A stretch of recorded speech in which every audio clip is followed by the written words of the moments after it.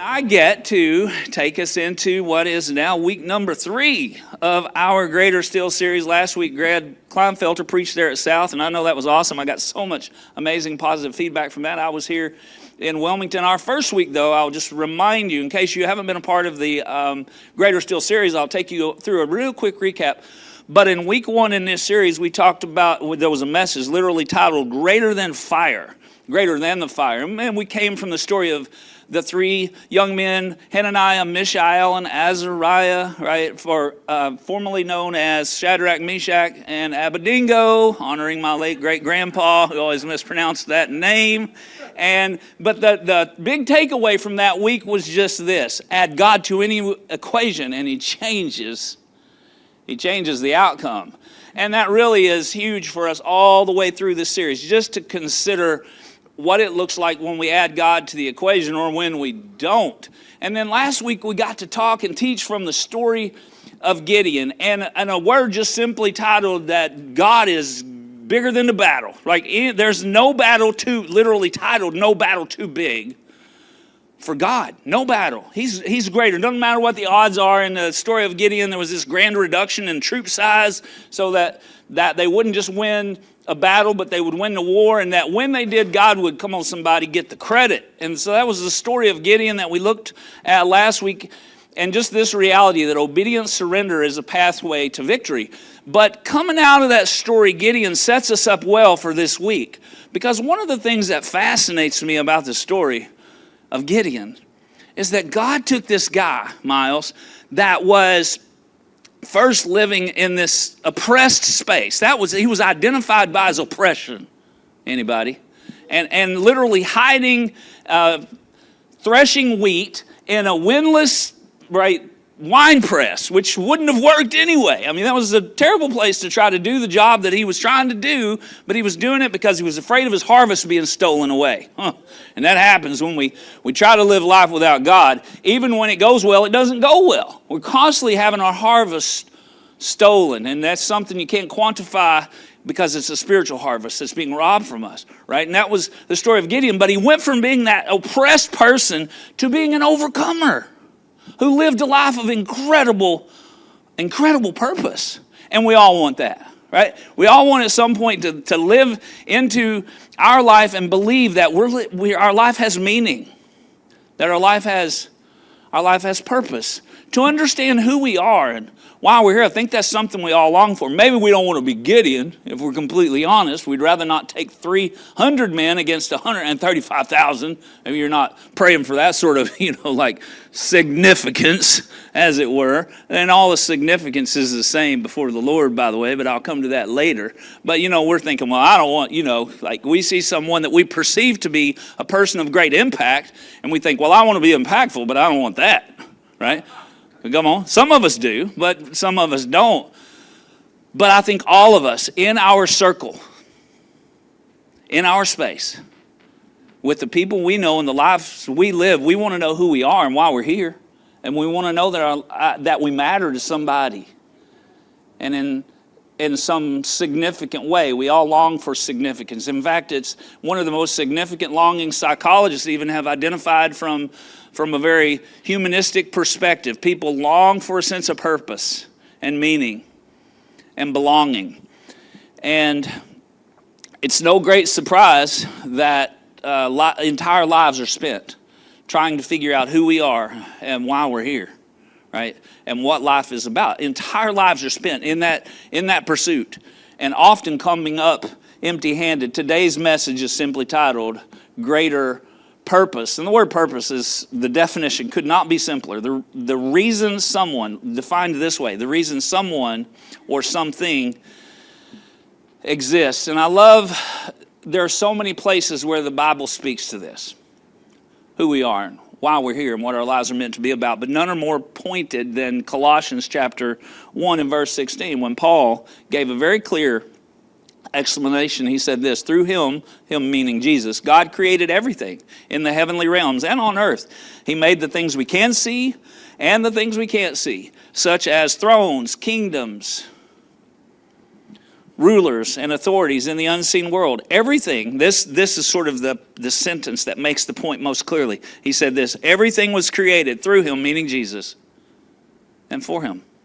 We exist, right? I mean, we literally were made for a relationship with God. Still, in spite of that reality, our world lives seriously lost in its search for identity, belonging, and purpose. And I don't think that's surprising. That's not surprising because in most contexts, we've essentially eliminated God from that question. Like, why are we here? What's life about? And we've subtracted God from the equation, and we can't come on, somebody, with an answer. Because that math doesn't work. In fact, subtract God from the equation, and as one atheist author has said, all life forms have one essential purpose: survival. I mean, from a humanistic perspective, that's why we're here. We're just here to survive, right? And after that would be reproduction or the perpetuation of the species, as it were, but that comes even far down the list in regards to survival, and we've essentially, in a secular context, eliminated God from the equation. It was Friedrich Nietzsche, you may be familiar with him, the German philosopher from the 1800s, who literally said, God is dead. I mean, it was a popular thing to say for him. He was working on a doctorate degree when he said it, but he didn't have one yet. They just gave it to him for saying that such a ridiculous, but at that time, and I would say even still, radical thing to say, that God is dead. But even he, in some other spaces and places in his writings, made the comment that eliminating God could cause you to go mad or have to act like you are. That's essentially what he said. And unfortunately for him, in his 30s, literally in his 30s, he lost his mind. I mean, he was writing letters that got him, essentially institutionalized him for the last, I think it was 11 years of his life. He didn't even really know who he was or where he was. And God's not dead, everybody. And it was John Lennon in 1966, you might be familiar with this quote, who said, "The Beatles are more popular than Jesus and will probably outlast him." Again, not true. Didn't work out that way. I ain't hating the Beatles here. That's not what's happening right now. I think John was just talking trash, you know what I'm saying? That's what he was doing. Still not a great idea, incidentally, but I don't think that those statements have anything to do with either of those gentlemen's, the way that their futures lived out, except that living a godless life is not a good life to live. Ooh, that would have made a good takeaway. That's a point that stands. And then there's a quote from a book written by Armand Nikolai Jr. in the book titled The Question of God. He compared and contrasted two great thinkers and contemporaries. These two guys lived in the same space in history, Sigmund Freud and C.S. Lewis. And Freud wrote of God as an illusion, but said in his later writings that a feeling of longing had haunted him throughout his life. He thought about times when he was a kid, when he used to run in the woods with his dad and always wished that he could go back to that place. Yet in his psychoanalysis and the way that he wrote, he talked about the lack of attachment or need for it, but he himself experienced it, and he was bothered by that. And in fact, Nikolai further reflects that when he was 66 years old, Freud continued to speak of strange secret longings. He said, now thinking that these might be perhaps for a life of quite another kind, that he never found or lived. Lewis, on the other hand, who was at once himself an atheist, but found his way to God because of these longings, everybody, this desire for belonging and a sense of meaning and purpose. Lewis rather described these experiences of longing as the central story of his life, realizing they were valuable as pointers to something other or outer, as signposts, he said, pointing to the Creator. We all experience those kinds of longings, right? Like Freud, I should say, we may remain confused, or like Lewis, we may recognize them as pointing to God and purpose. I hope the latter, not the former. Here's the takeaway for us. The more we devalue and marginalize God, the more we devalue and marginalize ourselves. True story. Evolution, or death against adaptation, as an explanation for existence and meaning, leaves us with no real sense of meaning or any real purpose to find. But it's not for a lack of trying, right? I mean, we give it a good effort, right? I mean, and this is true in Christendom and for those that don't believe in who God is. Come on, we try real hard to find some meaning and some purpose. And I think often we sort of find ourselves in three different spaces, three kind of perspectives in regards to that. And I think we're all, again, believers and unbelievers, we're living in this one space where we're trying to find some temporal sense of purpose or meaning. And so we're thinking about what I want to be when I grow up, right? From the time we're old enough to start forming perspectives and ideas, we're kind of identifying ourselves with some big dream or desire, and we're trying to understand who we are, and that's never been more lost and broken. I think we've robbed our kids from any safe place to have those perspectives presently, but I won't get into that. But I think we all have life goals, and it's fun to look at the different lists of things we wanted to be when we were kids. I got one in front of me here, and this is what we wanted to become when we were in school. Top 10 career aspirations by school years, and this first is from elementary school. So the number one thing on the list that people wanted to be in elementary school was by the margin of 13.8% professional athlete. Topped off the list. Teacher came in real close, though, right after that. People want to be a teacher, a veterinarian. I got to tell you, the first time I read that, I thought it saw vegetarian. I was like, what? Okay, that's good. If you eat meat in a school cafeteria, you're going to become a vegetarian, but I didn't say that. Sorry. A doctor landed pretty high, too. It's right in that space. 8.3% for science. I was happy about that. Followed very closely by artist, actor, actress, musician, singer, police officer, and detective. Those all, I mean, that's the top 10. That's pretty impressive. Those are all really relatively close. But by the time you get to middle school, scientists is at the top of the list. I guess there's some really good elementary science teachers. I don't know. Professional athletes starting to fall, but people still dreaming big. It's good. Teachers still right in there. Doctor, writer, author, starting to climb the charts a little bit. Veterinarians dropping. Music, singer, and an engineer. Somebody wanted to be an engineer, but I'm not sure they knew what that meant. But anyway, but then by the time we get to high school, things have shifted significantly. Writer, author, and I think honestly what's happening here is social media personality is kind of starting to push into that space. Just that personality is kind of hitting that space. Engineer pushes up high, and scientist and teacher and professional athletes off the list. Lost its way, and somebody's mom was talking to them about being a lawyer, and there's still some people hoping to be a musician or a singer, etc. But I mean, what my point in that, the list is not as important as the point I'm making from the list, and that's that we all have these dreams and aspirations and things we want to be and things we want to do, and maybe we want to have a family. Maybe we think about, wow, if I could just, maybe we didn't grow up in a space where we had a home that was consistent. And we want to have one of those and provide that for our family or whatever, and we have these ideals. And then some folk, want to land into a space at the end of your life, right, where you don't have to work to make money, right? It's called retirement. I've heard of it. I don't know, but this space where life gets wide and life gets slow and you don't have to do things if you don't want to. And I don't even... I don't know. I mean, we live our whole lives sometimes just for that. Like, we don't love our jobs. We don't like how life lives. But if we could just get to the end of it, and then it's the end of it, everybody. I feel like even if that worked well, it would be like, man, we got to hurry and have some fun while we still have time. I think rather learning to live in the meaning that every day provides for us in a great space of connection with God. All those things are important, by the way. I didn't mention a single thing on that list that was bad. But God's purposes are greater still. I'll tell you that. That's the message this morning, is that as much as those things are cool, and if they're what God wills for you, they're great, but they're not greater than God or His purpose. It was James who wrote to the first New Testament church. I mean, his book was first out the box. And he essentially said in James 4, you say you're going to go here and make money, you're going to build business, you're going to go visit that place, and you're going to go do this or that.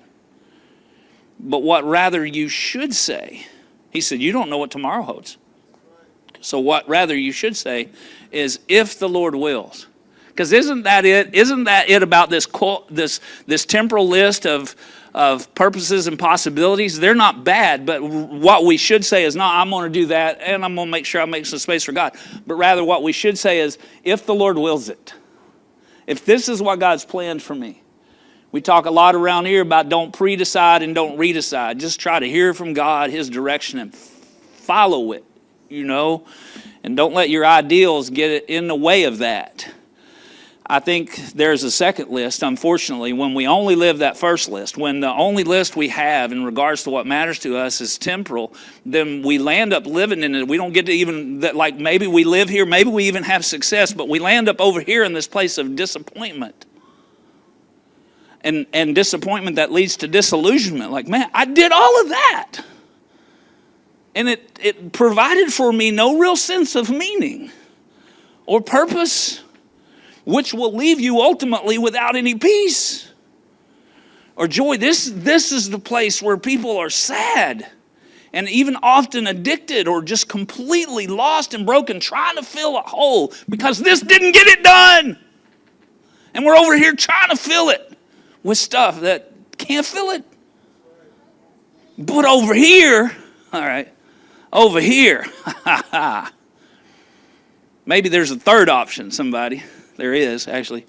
And it's the only option that's a viable option, and that's to embrace God's eternal purpose and perspective. And when we do this list can be good. Like this list of temporal things, that can be good. We can do those things, right? And as long as we embrace as primary God's central purpose, then the rest of this, God will bless it and make it good. That's what Jesus meant when He said in Matthew 6:33, seek first the kingdom of God and His righteousness, and all these things will be added to you, right? But when we are searching, literally starving for a sense of meaning, belonging, and purpose, there's an answer to that too. Jesus gave us that answer in John 6:35 when He said, I'm the bread of life. The person who aligns with me hungers no more and thirsts no more, ever. Ironically, He said that in John 6 right after. It wasn't too far removed from when He fed 5,000 plus people on a hillside. He did lunch, and everybody was looking for a temporal miracle. Sometimes we're asking God, man, I'm not saying don't pray that the Lord will be your provider, pay those bills and all that stuff, but they were looking for a temporal miracle.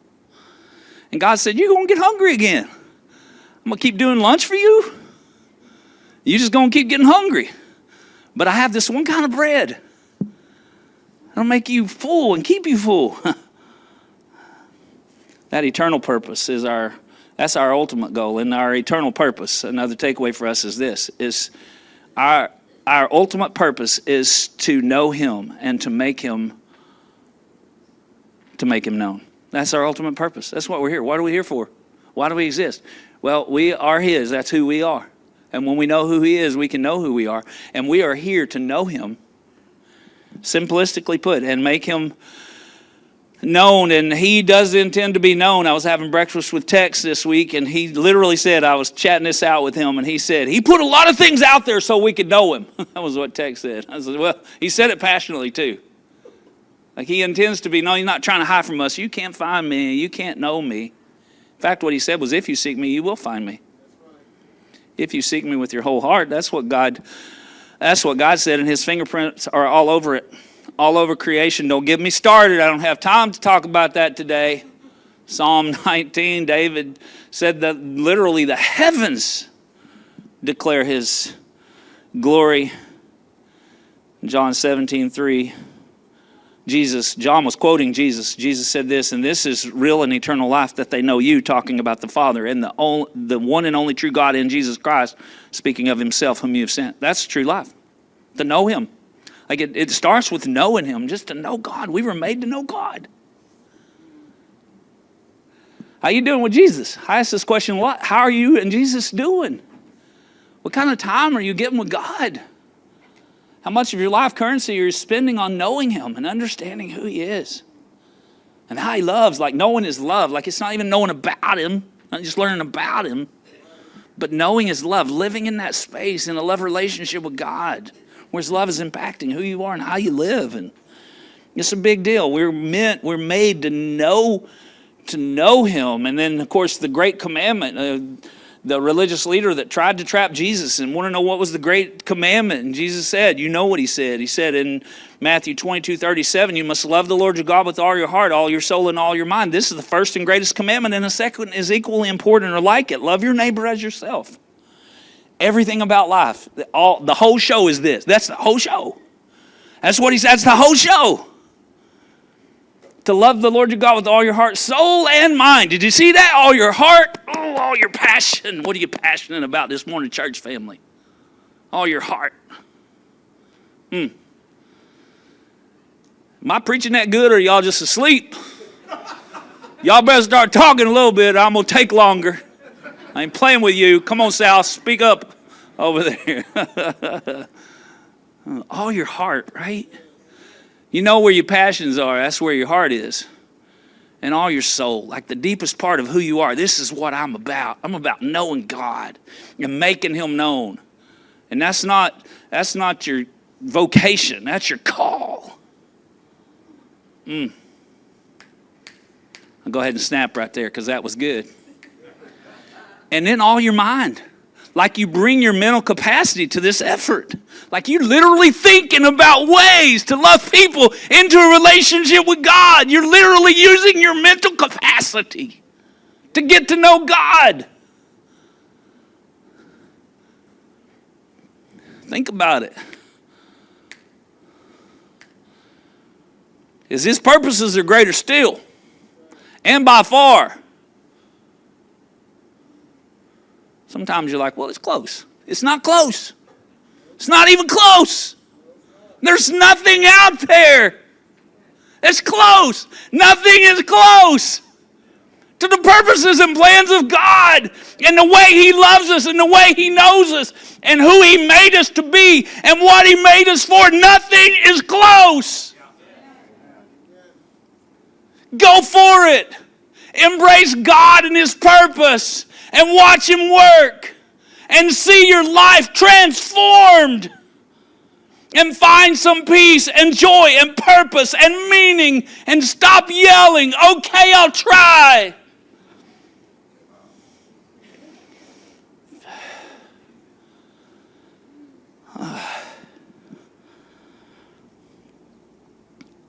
Love God. Love people. That's another way to say it. Love God. Love people. That's the center of the mark. Nobody knows that song but me. Pretty sure that was for him. Love God, love people. Purposefully, passionately, powerfully, faithfully. Are you listening? I said a lot right there. I'm going to say it again. Love God, love people. Purposefully, passionately, powerfully, faithfully. Whatever else you're doing is that. It's okay. Do the other stuff as long as it's that. Mark 16:15. Again, go to the whole world and proclaim the gospel to the whole creation. Our world, this world, my world, your circle of influence, your friends, your family, your connections and interactions. Just go live into that space. And be who God made you to be. And make God top priority and watch God work. Don't stress about it. Relax in the grace that is there when we become who we're made to be. And we're talking about two things here at the same time. We're talking about our calling, go into the whole world and proclaim the gospel, and our assignment, what that looks like for you in this world, your world. That's your assignment. So we all have the same calling. We all have the same calling, to know God and to make God known, to love God, to love people, to spend our lives in a relationship with him. Right? That's all our callings, but our assignments are different. We have the same call, one body. That's the scripture about that, right? One body, but many parts. So one body, one call, but many assignments, many different assignments, many different ways, parts to play, as it were. So have a family, have a house, if that's God's will for you. Pursue an interest, that's fine. If you got a hobby or an interest, fine. Pursue it if that's the Lord for you. Build a business and wealth, go for it. Be good at it, hallelujah. but do it with and for God, or not at all. Either do it with and for God or don't do it. Stop it, Christ follower. Stop doing stuff that's not with and for God, whatever that is. Do all the things that the Lord just put in front of you to do and made you good at, but do it with and for God or don't do it.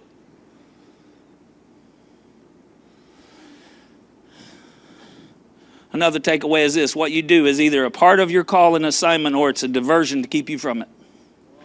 That's the only two options. That's it. That's it right there. Tex is even snapping on that. Yeah. What you do is either a part of your call and assignment or it's a diversion to keep you from it. And you might be thinking, but I already blew it. I already messed up too much. That's not how it works, everybody. His mercies are new every morning. And Romans 11:29 says the callings of God, he will never take them back. They're without repentance. He doesn't take those away from us. It's still there. It's still there. I enjoyed saying that. More than I even anticipated. Because God really liked it. He liked getting to say that to y'all this morning. To make sure you knew. Oh, you still good. In fact, the stuff the devil did to try to destroy you, God's going to use it. Somebody go ahead and just shout out Romans 8:28. He'll be sorry he messed with you. And there's a story of a man in the Bible. I'm going to finish with this, and I got just enough time. The life of a man named Nehemiah. Now, we did a series on Nehemiah a few years ago. So if you want to know the whole story of Nehemiah, you're going to have to go watch the series. It was like 5 weeks. I don't have 5 weeks right now. So I'm not going to cover that kind of detail, but Nehemiah is a beautiful example of what we're talking about today. Nehemiah in the 440-ish BC time frame was a cupbearer in the king's court. King named Artaxerxes. The people lived in captivity, but under Artaxerxes' dad, Xerxes, he had actually sent the people home years before. He had sent them home and allowed them to return to Jerusalem and to their cities. They were just under taxation and lived just a life of servitude to the king. But otherwise, they had an opportunity to do well, I suppose, but not what you would have wanted. But many people had been left behind. One of those that had stayed was a man named Nehemiah. Nehemiah was a cupbearer in the king's court. A cupbearer, it sounds a little more trivial than it is. A cupbearer was someone that was a high-ranking official who also happened to be sort of the taste tester or the one that oversaw to make sure that the security was tight and nobody could assassinate the king by way of food or drink. But it was someone that the king trusted and had significant favor in the eyes of the king, and that was Nehemiah. It was a good job, I guess, is what I'm trying to say, and the point I'm trying to make. He had a very good life, and he was well taken care of. But then the word tells us in Nehemiah chapter 1, verse 1, Nehemiah's own words, in the late autumn in the month of Kislev, in the 20th year of King Artaxerxes' reign, I was at the fortress of Susa. Hananiah, one of my brothers, came to visit me with some of the men who had just arrived from Judah, from the area of Jerusalem. And I asked them about the Jews who had returned from their captivity, and about how things were going in Jerusalem. And they said to me, things are not going well. For those who returned to the province of Judah, they are in great trouble and disgrace. The wall of Jerusalem has been torn down and the gates have been destroyed by fire. Constantly under attack, not living into God's provision or purpose. When I heard this, I sat down and wept. Look at this. In fact, for days I mourned and fasted and prayed to the God of heaven. The first thing I want you to see from the life of Nehemiah was that Nehemiah didn't have to care, but he did. I mean, he had it good. He was blessed. He had a good job, again, and things were going well for him, but he recognized God's purpose. It awakened something in his heart. In fact, the takeaway for us from that passage is this: God's passion is awakened in the heart that chooses to embrace God's purpose. That's what happens. Maybe you feel like I never have any passion for anything. I mean, I get excited for a minute about something, but I don't have any real I'm going to tell you something. You embrace God's purpose and you'll find God's passion. It's an exciting way to live life. It's a beautiful, full way to live. He could have said, no. Like when they came in with the news, no, la, la, la, la, la, la, la, la, la. I don't want to know. I don't want to go. I don't want to know about what's happening. I don't want to know. Don't tell me there are still people lost and broken and hurting and need someone to love them on. I don't want to la, la, la, la, la, la, la. Right? He could have had that attitude, but he didn't. The irony is that Xerxes, again, as I mentioned a minute ago, had given people the permission a long time ago to go back. In fact, the priest and scribe Ezra had returned, specifically with an assignment to rebuild the temple, which he did, but the walls of the city lay in ruin, and the exiles had returned and hadn't rebuilt the walls. It still hadn't happened. How's this not happened? How's this not happened?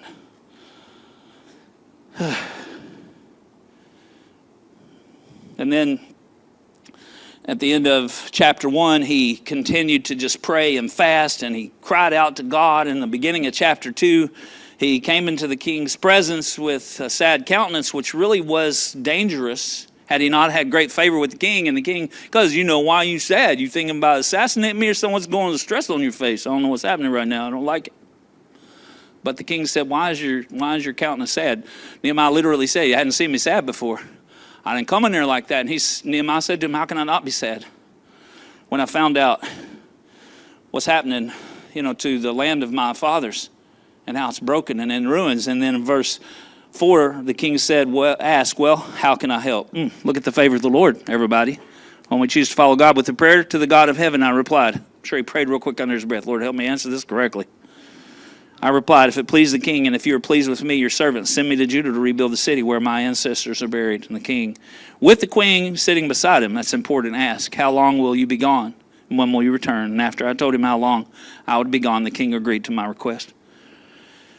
Ironically, it's possible that the queen sitting beside him was the queen mother. Could have been. Don't know for sure.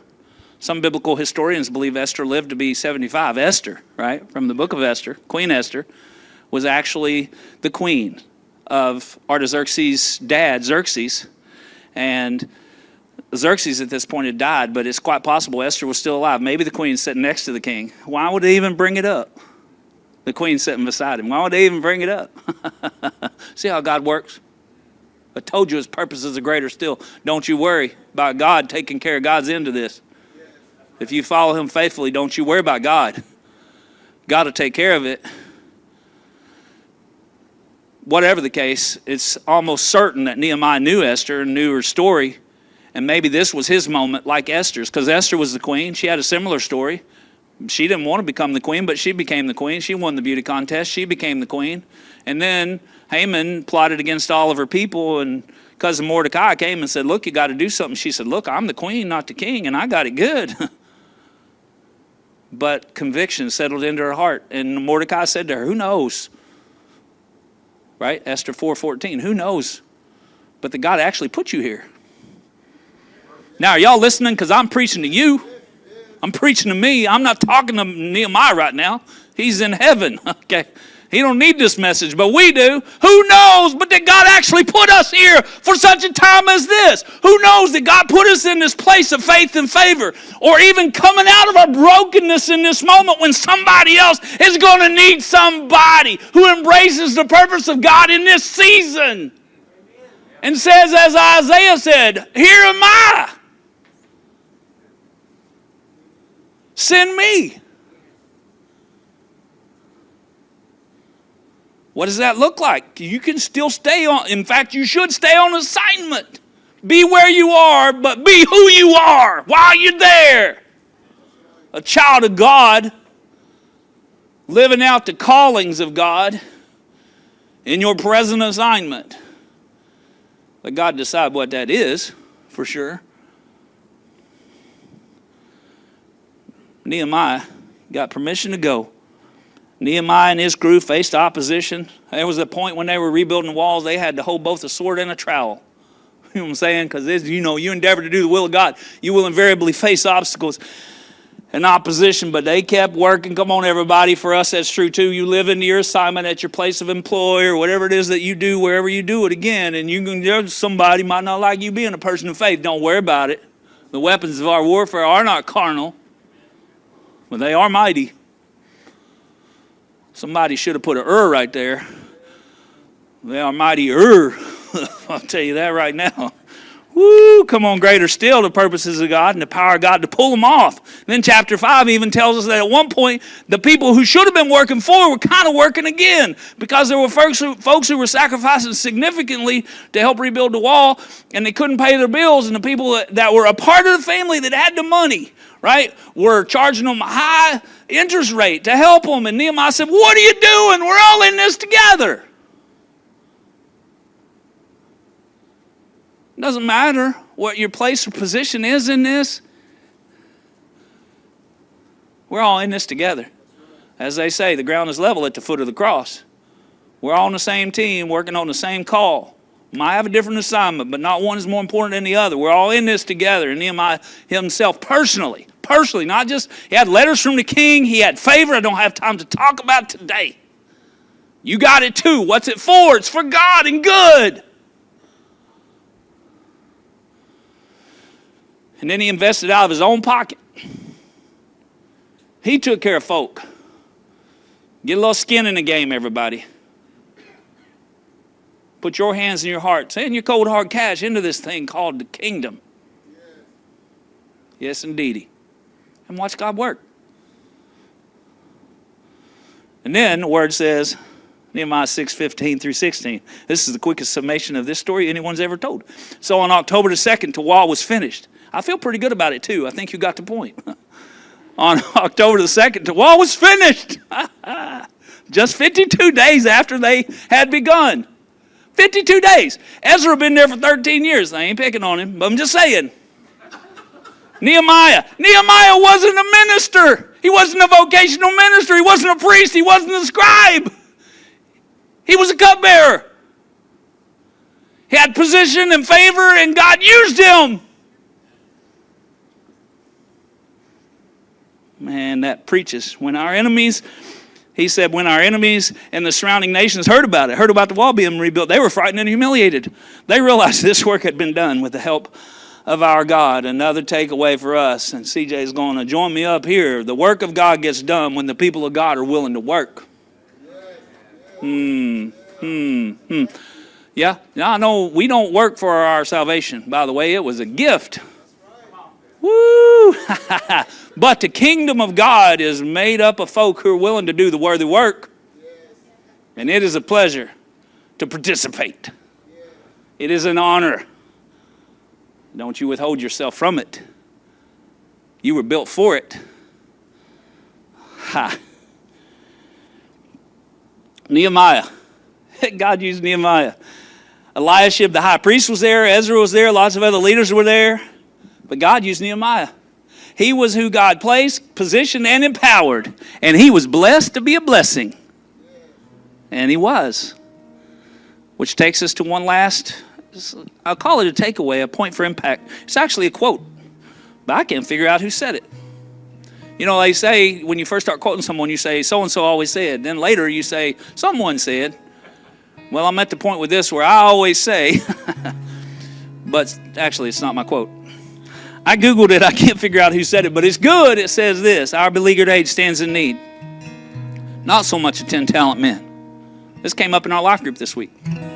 Our beleaguered age stands in need, not so much of 10 talent men, but of God-conquered commoners. Count me amongst them. By the way, I've been on planet Earth 20,770 days as of today. This is my 20,770th day. Yes, I did do the math. It's easy to do. I didn't have to work hard, you know. You just type that in. How long since, everybody, if you want to know. Man, Ron does math. Ron does Google. Tex, on the other hand, has been here 26,366 days, which is longer than me. And he still looks good. Man. And he's crushing it. I want to make them count. Genesis chapter 3 and verse 19 made it pretty clear. We came from dust and we're going back to dust unless the Lord comes before we get there. But while we're here, I was just thinking, everybody. While we're here, we ought to make it count. We ought to live into what God alone can do when we hand our hearts to Him, I want to live a life of meaning and impact too. I'm with you there. And I think there's a way to do so. And His name is Jesus. Yeah, I am the way. That's what He said. That's what He said. I didn't make it up. I know who said that. I'm clear on that quote. That was Jesus. I am the way, the truth, and the life. Ooh. I want to make it count. I don't know, man. I think about mortality too much. I will admit it. I'm about to be 57 in December, and I'm in a hurry. I got so many more things I want to do with God. I'm silly, I know.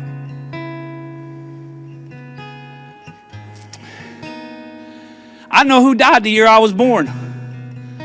Winston Churchill, he died in 65. T.S. Eliot, oh, what a poet. He died 1965. Nat King Cole, because you know I like me some Christmas. Oh, I love Nat King Cole. Oh, I'm going to listen to Nat King Cole when church is over. Today. Bet on that.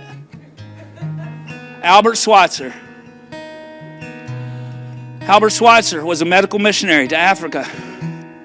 At the age of 21, he made this commitment. He said, God, whatever you want and will for me. And he felt like the Lord spoke to him. He would be a medical missionary in Africa. He wasn't a doctor.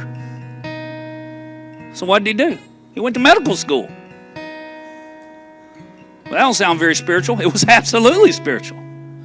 And he lived the rest of his life. And then I was born. He died in November. I came along in December of that same 1965. And I feel like there's a mantle to carry. I know it's God's mantle. Again, I'm revealing my idealism right now. But this is my time and my season on the planet. And I don't know how many days I have, but I know what I plan to do with the days I've been given.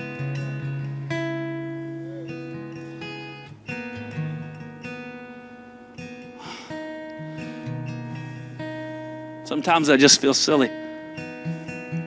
But I know before the Lord,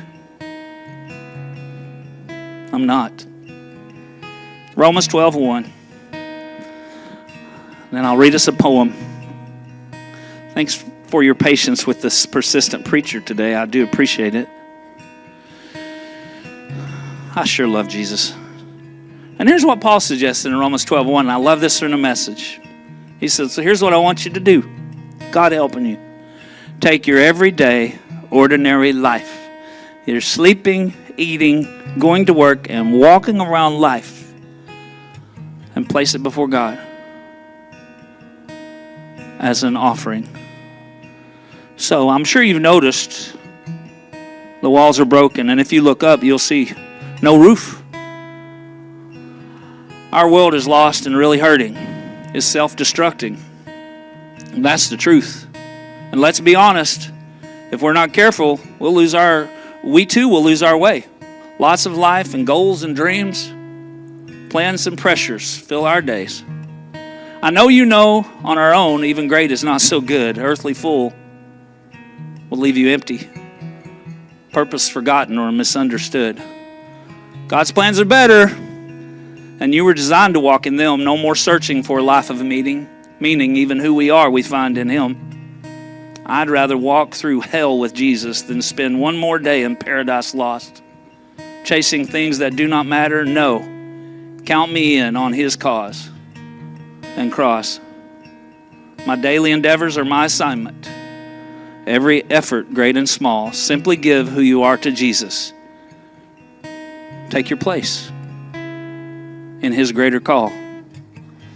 Who will God send? Who will it be?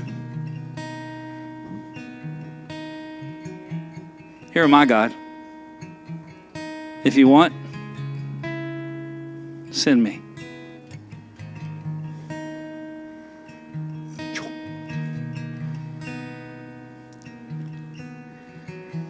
Oh, Jesus, you're so good.